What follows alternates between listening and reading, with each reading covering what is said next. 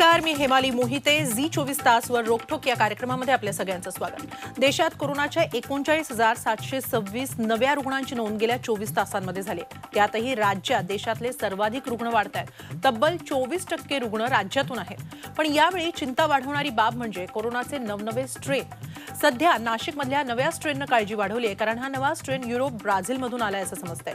नेहमीपेक्षा 60% वेगानं हा नवा कोरोना स्ट्रेन पसरतो असं सांगितलं जात आहे. पालकमंत्र्यांनी सावधगिरीचा इशारा दिलाय, मात्र राज्याच्या आरोग्य सचिवांचा दावा वेगळा आहे. पण म्हणून कोरोनाच्या संकटाकडे दुर्लक्ष करून चालणार नाही. कसा आहे हा नवा स्ट्रेन? तो खरंच धोकादायक आहे का? कोणतीच लक्षणं दाखवत नसलेल्या या स्ट्रेन पासून सावध तरी कसं राहावं? मास्क लावण्याव्यतिरिक्त नेमकी आणखी काळजी तरी काय घ्यावी, याविषयी आपण अधिक चर्चा करणार आहोत आजच्या रोकठोकमध्ये. आला भयानक कोरोना.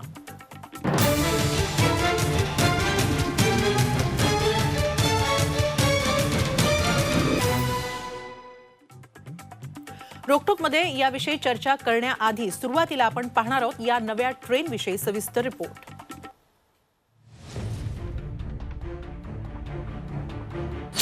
नाशिककरांनो सावधान.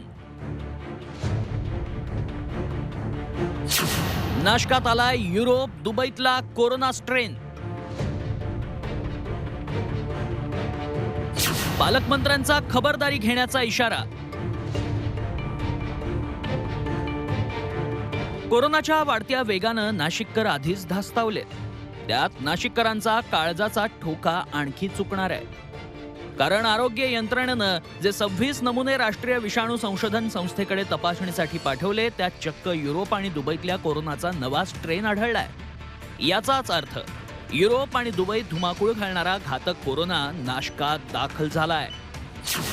नेहमीपेक्षा 60% वेगानं हा नवा कोरोना स्ट्रेन पसरतो. जुलाब होणं, उन्हाळी लागणं किंवा कुठलीच लक्षणं नसणं अशी त्याची लक्षणं आहेत. घरातील अनेकांना एकाच वेळी हा कोरोना संसर्ग होऊ शकतो. स्वॅब टेस्टिंगमध्ये कोरोनाचे काही घटक मिसिंग दिसतात. याबाबत पालकमंत्र्यांनी आता नाशिककरांना सावधगिरीचा इशारा दिलाय. 45% जिल्ह्याची जरी असली पॉझिटिव्हिटी रेट, तरी मालेगावला 70% होता. आणि इथे आता 32% जिल्ह्याची असली तरी मालेगावला 61% आहे. त्याच्यामुळे मालेगाव मनपा आयुक्तांनी विशेष लक्ष द्यावं म्हणून त्यांना सूचना देण्यात आलेल्या आहेत. दातार जेनेटिक्स या आंतरराष्ट्रीय दर्जाच्या प्रयोगशाळेच्या अधीक्षकांनी देखील या नव्या स्ट्रेनबाबत दुजोरा दिलाय. जो मागच्या वर्षी आपल्याला दिसत होता व्हायरस, त्याच्यापेक्षा वेगळं वाटतंय. कारण त्याच्यामधले जे जीन्स असतात व्हायरसचे, काही जास्त म्युटेटेड झाल्यामुळे ते डिटेक्ट होत नाहीत, काही डिटेक्ट होतात. असं सगळं प्रकरण आहे. त्यामुळे हा नक्कीच नवीन आणि वेगळा स्ट्रेन आहे मागच्या वर्षीपेक्षा. राज्याच्या आरोग्य सचिवांनी मात्र हा नवा स्ट्रेन नसल्याचा दावा केलाय. पालकमंत्री आणि आरोग्य सचिव यांच्यात नव्या स्ट्रेनबाबत गोंधळ असला तरी नागरिकांनी मात्र काळजी घ्यायलाच हवी, कारण हा नवा स्ट्रेन अधिक धोकादायक आहे. योगेश खरे, झी 24 तास, नाशिक. या नव्या स्ट्रेनची थोडक्यात ओळख करून घेतल्यानंतर आता चर्चेला आपण सुरुवात करणार आहोत. या चर्चेत माझ्याबरोबर सहभागी होत आहेत महाराष्ट्र IMSचे माजी अध्यक्ष डॉक्टर अविनाश भोंडवे आणि संशोधक शास्त्रज्ञ दातार प्रयोगशाळा डॉक्टर दादासाहेब अकोलकर. या सगळ्या दोघांचंही स्वागत आहे. डॉक्टर अकोलकर, कोरोनाबाबत अनेक माहिती मिळत असते आणि त्यातही त्याचे बरेच नवनवे स्ट्रेन येत असतात. नाशिकमध्ये आता ब्राझीलमधून आलेला नवा स्ट्रेन सापडलेला आहे. हा नेमका नवा स्ट्रेन आहे तरी कसा आणि किती भयंकर आहे आधीच्या स्ट्रेन्सपेक्षा?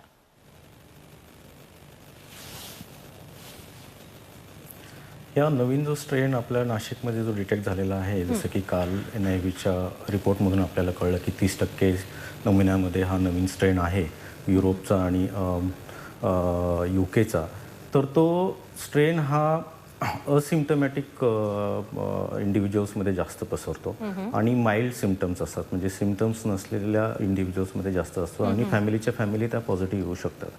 त्याच्यामध्ये जास्त व्हायरल लोडचं प्रमाण जास्त आहे या पेशंट्समध्ये आणि तो ट्रान्समिशन हा 60 ते 70% लोकांमध्ये जास्त करतो.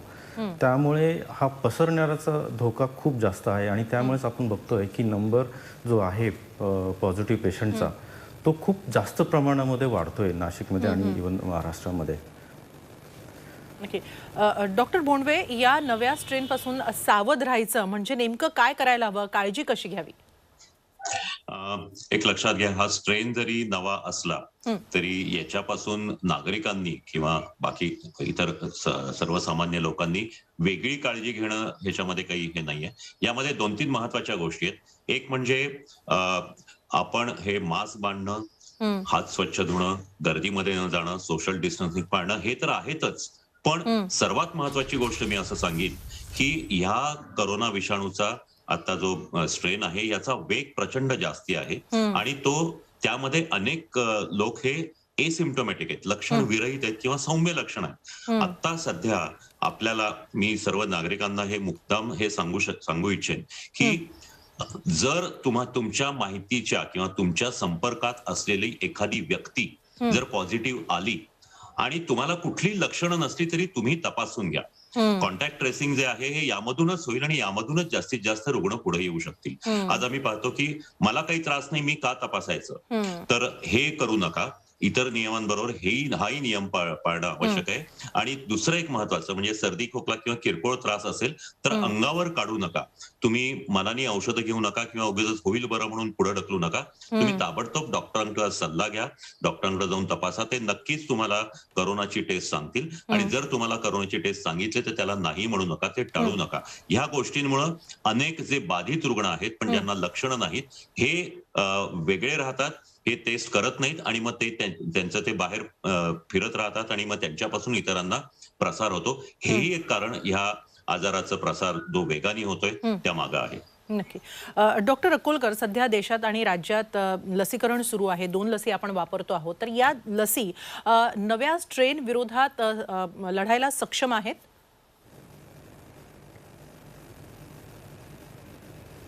आता ह्या लसी 2 आहेत आपल्याकडे, कोविशिल्ड आणि कोवॅक्सिन आहे. तर कोवॅक्सिन जी आहे ती इफेक्टिव्ह आहे असं भारत बायोटेक जे हैदराबाद बेस्ड कंपनी आहे त्यांनी NIV मध्ये त्यांनी टेस्ट केलं ह्या नवीन स्ट्रेनवर आणि त्याच्यामध्ये जे काही न्यूट्रलायझिंग अँटीबॉडीज प्रोड्यूस होतात तर ते ह्या स्ट्रेनमध्ये पण होतात त्याच्या अगेन्स्ट. सो हे कोवॅक्सिन पण त्याच्यावर इफेक्टिव्ह आहे. आणि ॲस्ट्राझेनिकाचं जे वॅक्सिन आहे जे की आपण कोविशिल्ड म्हणून इथे आहे, सो त्याचाही स्टडी झालेला आहे. ते पण 75% इफेक्टिव्ह आहे ह्या स्ट्रेनबरोबर. त्याच्यामुळे वॅक्सिन डेफिनेटली इफेक्टिव्ह आहे ह्या नवीन स्ट्रेनवर. डॉक्टर भोंडवे, जसं तुम्ही मगाशी म्हणालात की टेस्टिंगसाठी नागरिकांनी पुढे आलं पाहिजे, जरी तुम्हाला कोणती लक्षणं जाणवत नसली तरी सुद्धा, खरोखरच हा उपयुक्त असा सल्ला आहे. पण आरोग्य यंत्रणेनं आता काय उपाययोजना करायला हव्यात? कारण हा स्ट्रेन जर खूप वेगानं पसरतोय, तसंच आता सध्या सुद्धा जरी हा नव्या स्ट्रेनचे रुग्ण नसले खूप, तरी सुद्धा आकडा सुद्धा कोरोनाचा बराच वाढतोय, विशेषतः राज्यामध्ये. तर मग अशा वेळी आरोग्य यंत्रणेने आता आणखीन काय नव्या उपाययोजना करायला हव्यात? बरोबर आहे. ही साथ रोखायची असेल तर नागरिकांनी काळजी घ्यायला पाहिजे, हा एकच भाग आपण नागरिकांना सांगू शकतो. पण प्रशासनाने जे आहे एक कोरोनाच्या साथीचं नियंत्रण करण्याचे जे मुख्य मूलतत्व आहे त्याच्यामध्ये तुम्ही शोधून काढा, डायग्नोज करा आणि त्याला विलगीकरण करा आणि त्यानंतर त्याला ट्रीट करा. ह्या गोष्टी आपल्याला आवश्यक असतात. त्याच्यामुळे जास्तीत जास्त कॉन्टॅक्ट ट्रेसिंग झालं पाहिजे. एक लक्षात घ्या की 15 फेब्रुवारीला महाराष्ट्र सरकारने असं सांगितलं होतं की प्रत्येक रुग्णामागं, पॉझिटिव्ह रुग्णामागं 20 लोकांचं टेस्टिंग करा, म्हणजे 20 कॉन्टॅक्ट ट्रेसिंग 20 जणांचं झालं पाहिजे.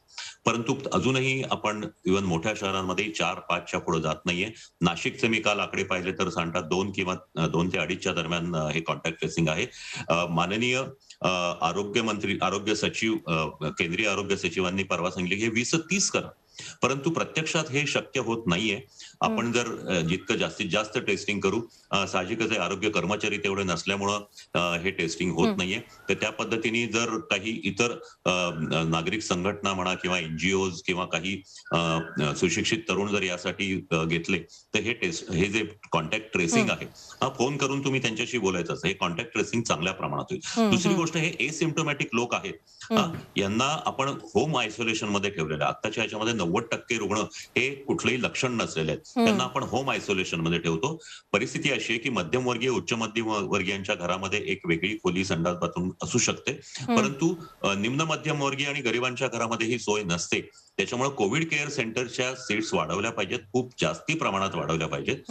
याचं कारण असं आहे की अनेकांना त्याची गरज लागते आणि आज परिस्थिती अशी आहे की कोविड केअर सेंटर अजून वाढलेली नाहीयेत किंवा पूर्वी जी बंद पडली होती, मध्यंतरी बंद केली होती, तीही सुरू केली पाहिजे. तिसरी एक गोष्ट अशी की याच्यावर नियंत्रण आणण्यासाठी लॉकडाऊन करा असा सगळीकडे आग्रह धरून ठेवला जातो, परंतु लॉकडाऊन हा याच्यावर उपाय होणार नाही. कारण लॉकडाऊन ज्यावेळेला मागच्या वर्षी 25 मार्चला जाहीर झाला त्यावेळेला लॉकडाऊन हे फक्त एक वैद्यकीय उपाय होता, परंतु नंतरच्या 3 काळामध्ये त्याच्यामध्ये जे काही इतर भाग होते त्याच्यामध्ये आर्थिक, औद्योगिक, सामाजिक, वैयक्तिक, कौटुंबिक आणि भावनिक हे अनेक गोष्टी त्याच्यामध्ये आल्या. त्याच्यामुळं लॉकडाऊन करून आज आपल्याला हे करता येणार नाही आणि लॉकडाऊन करायचा तो किती दिवस करायचा हाही एक मोठा प्रश्न आहे. 2 महिने 3 महिने लॉकडाऊन आपल्याला आता शक्य नाही, कारण आत्ताची जी रुग्णसंख्या ही आधीपेक्षाही जास्ती आहे. त्याच्यामुळं नागरिकांनी आपल्या ज्या गरजा आहेत त्या पुरतच बाहेर पडावं. या गरजा म्हणजे लोक बाहेर का पडतात तर कामासाठी पडतात. कामासाठी ज्यावेळेला बाहेर पडतात त्यामुळे रश होते रस्त्यांवर.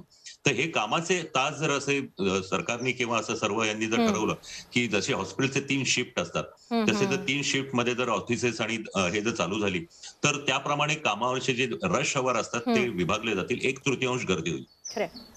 दुसरी जी गर्दी असते ती भाजीपाला किंवा किराणा माल किंवा इतर गोष्टी खरेदीसाठी. तर तेही मागच्या लॉकडाऊनच्या दरम्यान काही ठिकाणी हे असं होतं की तिथला तो जो भाजी विक्रेता असेल किंवा हे लोक ते सकाळी ऑर्डर घेऊन जायचे, संध्याकाळी आणून गेटवर द्यायचे. त्याच्यामुळं हे जे बाहेर तिथं जी होणारी गर्दी आहे ही टाळता येईल. अशा प्रकारे थोडंसं सूक्ष्म किंवा ज्याला मायक्रो प्लॅनिंग म्हणतो अशा पद्धतीने जर काही गोष्टी केल्या तर आपण ही गर्दी आणि सोशल डिस्टन्सिंग सुद्धा आपण साधू शकू.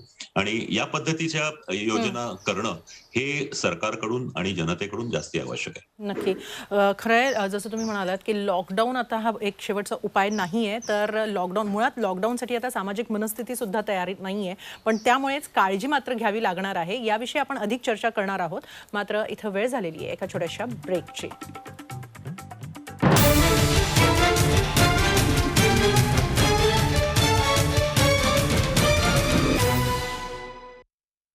रोखोक या कार्यक्रमामध्ये पुन्हा एकदा आपलं स्वागत. रोखोकमध्ये आज आपण कोरोनाचा जो नवा स्ट्रेन नाशिकमध्ये सापडलेला आहे त्याविषयी अधिक चर्चा करत आहोत आणि आपल्याबरोबर सहभागी झालेले आहेत डॉक्टर अकोलकर आणि डॉक्टर भोंडवे. डॉक्टर अकोलकर, असे नेमके कोरोनाचे किती स्ट्रेन आहेत? आणि कारण पहिल्या कोरोनाची भीती जात नाही, तोच नवा स्ट्रेन येतोय आणि हे नवे स्ट्रेन येण्याची शक्यता किती आहे आणखीन पुढच्या काळात?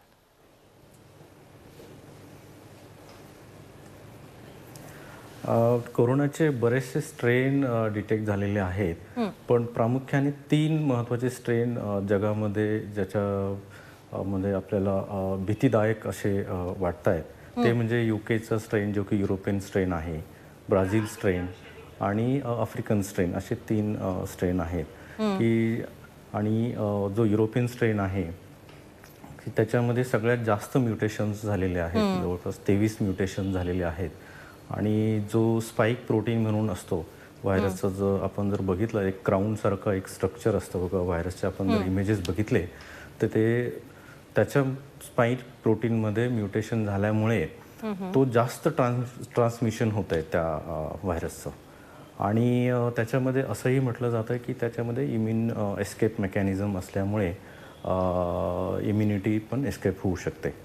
सो हे जे 3 स्ट्रेन आहेत तर हे खरंच भयावह स्ट्रेन आहेत आणि ज्याच्यामुळे रुग्णांची संख्या वाढू शकते. आणि तसं आता UKमध्ये ज्यावेळेस हा स्ट्रेन डिटेक्ट झाला त्यावेळेस असं म्हटलं जात होतं की हा 60% त्याचं इन्फेक्शन जास्त आहे, पण नंतर असं अभ्यासामधून लक्षात आलं की त्याच्यामध्ये मोर्टॅलिटी पण जास्त होऊ शकते.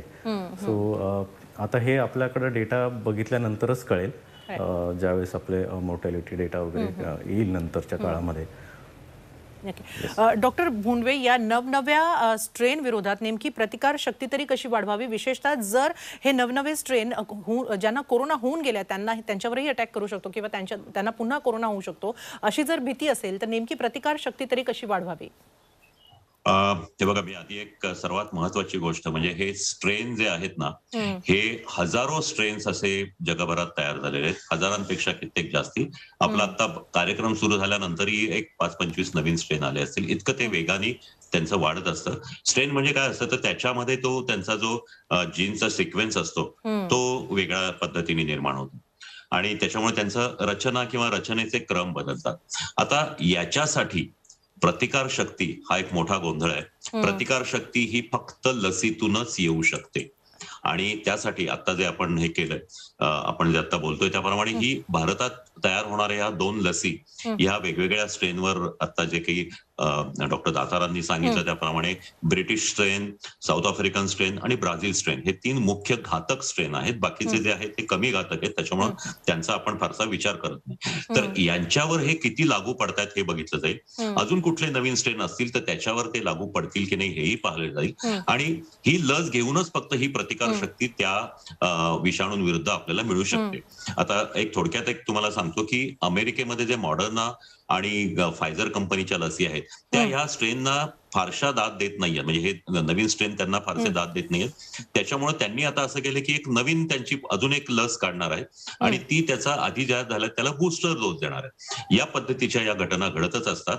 आता जी प्रतिकारशक्ती नेहमी चर्चिली जाते ते म्हणजे अमुक गोळी खा किंवा अमुक आयुर्वेदिक औषध घे, हे जे आहे, किंवा अमुक एक काढा प्या, अशाने प्रतिकारशक्ती वाढत नाही. त्यांनी जे वाढतं ते फक्त आपल्या शरीरामध्ये जे काही पेशी असतात या प्रतिकार त्या रोगाचा प्रतिकार करताना ज्या पेशी डॅमेज होतात त्यांची फक्त त्यांच्या डॅमेजमध्ये फक्त सुधारणा होते, त्यांनी याच्या पलीकडे नसतं. पण आपली प्रतिकार शक्ती जी आहे ही कायम ठेवण्यासाठी आपल्याला योग्य आहार, त्यानंतर आपला नियमित व्यायाम, तिसरी गोष्ट म्हणजे योग्य वेळेची विश्रांती. आज योगायोगाने जागतिक निद्रा दिन आहे. योग्य वेळेची योग्य काळासाठीची विश्रांती आणि व्यसनापासून दूर राहणं, या गोष्टींनीच आपली प्रतिकारशक्ती शाबूत होते. कुठलंही औषध घेतल्याने प्रतिकारशक्ती मिळत नाही. खूपच छान शब्दांमध्ये तुम्ही सांगितलेलं आहे, पण तरी सुद्धा अगदी कार्यक्रमाची वेळ संपत आली. अगदी थोडक्यात नागरिकांना काय सल्ला द्याल? मी एक सांगेन की आता मगाशी बोलताना एक मुद्दा राहिला की आता लसीकरण चालू आहे. हे लसीकरण सर्वांसाठी ओपन होण्याचीही शक्यता आहे. त्या पद्धतीने योग्य वेळी तुमची वेळ आल्यानंतर तुम्ही लसीकरण करून घ्या. कारण आता आपल्या हातामध्ये तेवढा एकच उपाय असा आहे की ज्या योगे जर 70% भारतीयांचं जर लसीकरण झालं तरच आपण हा कोरोनाचा आजार बऱ्याच प्रमाणात रोखू शकतो. एवढंच सांगेन मी. नक्की. खूप खूप धन्यवाद डॉक्टर भोंडवे आणि अकोलकर या कार्यक्रमामध्ये सहभागी झाल्याबद्दल. या दोन्ही तज्ज्ञांनी जसं आपल्याला सांगितलेलं आहे नागरिकांनो की नवनवे स्ट्रेन येतच राहणार आहे, त्यामुळे मुळात जसे आपण मास्क लावतो आहोत ती काळजी घ्यायचीच आहे, सोशल डिस्टन्सिंग पाळायचंच आहे. पण त्याचबरोबर जरा जरी लक्षणं जाणवली किंवा जाणवली नाही, थोडासा जरी त्रास झाला तरी टेस्टिंगसाठी पुढे या. आणि विशेष म्हणजे लसीकरण सुरू झालेलं आहे, वेगवेगळ्या लसी सुद्धा येतील, संशोधक त्यासाठी प्रयत्न करत आहेत, तेव्हा लसीकरणासाठी सुद्धा पुढे या. तेव्हा कुठे आपण या कोरोनाला रोखू शकू, बऱ्याच प्रमाणात तो आजार कमी करू शकतो. या कार्यक्रमामध्ये सहभागी झालेल्या दोन्ही मान्यवरांचे मी आभार मानते आणि या कार्यक्रमामध्ये इथंच थांबते. ताज्या बातम्यांसाठी पाहत राहा झी 24 तास. रहा एक पाऊल पुढे.